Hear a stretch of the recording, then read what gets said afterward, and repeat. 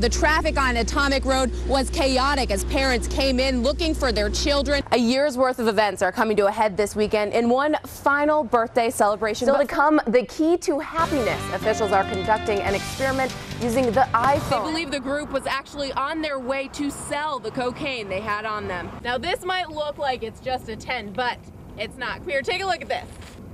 That's right, it's the outhouse. Don't worry, double what the price has already risen to. One of the recommendations is making sure you go through your cart to make sure what you have is actually what you need. So while I might need this apple juice and the TV dinner, don't know if this is really something that I need. Deputies are warning people in that area to use caution and to call the sheriff's office if they have any information on Wright. The celebration happens tonight, but tomorrow it is back to work for lawmakers.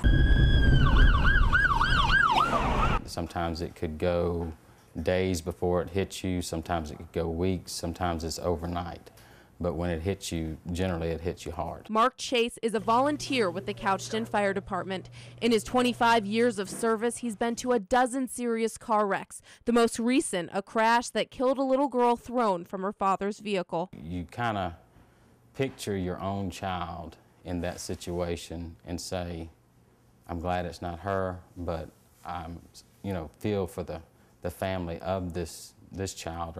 A critical stress debriefing is offered to all personnel who respond to a traumatic scene. Anytime there's a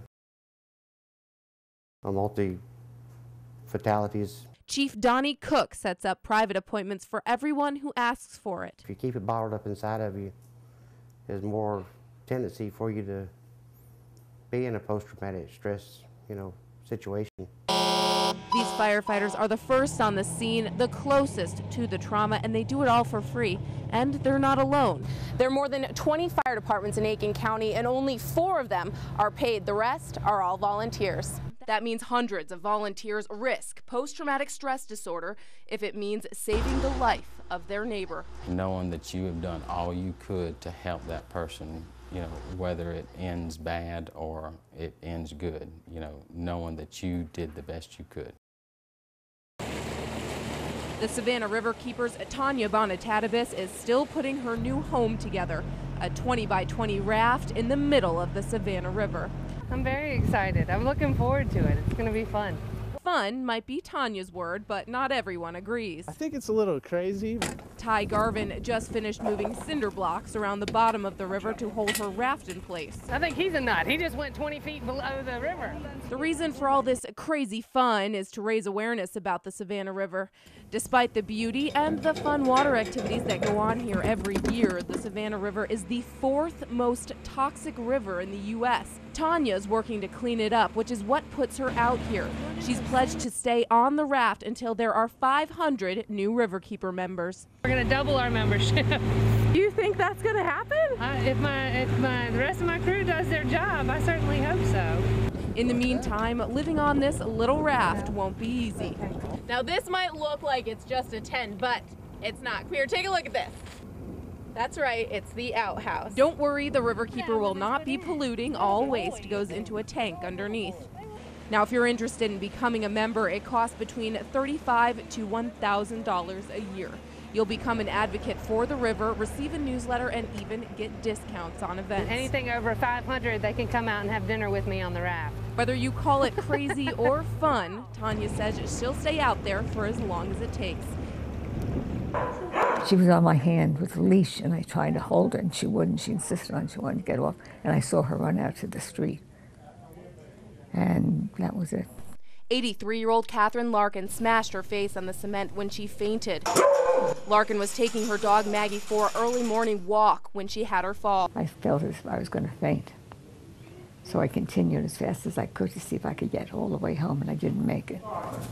Maggie got loose and started running around the neighborhood, and that's when someone called animal control. When I attempted to capture the dog pretty much barked at me and ran off. Animal Control's Jeff Wilson followed Maggie. I pulled in the driveway, and when I approached the dog, I looked over, and about 10-15 feet from the dog was the owner. He said to me, your dog just saved your life. Ms. Larkin was found right here next to her car. This home is at the very end of this drive, and it would have taken a long time for anyone to find her. Oh, I think the dog's a hero.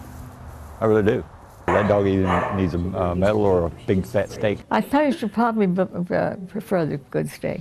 So until she and Maggie can be reunited, this stuffed pup will have to do. She'll get rewarded when I get home. County with the latest. Paige, everything is calm here at Red Cliff Elementary School now, but just a few hours ago, the traffic on Atomic Road was chaotic as parents came in looking for their children, making calls, trying to find out where they were and what was going on.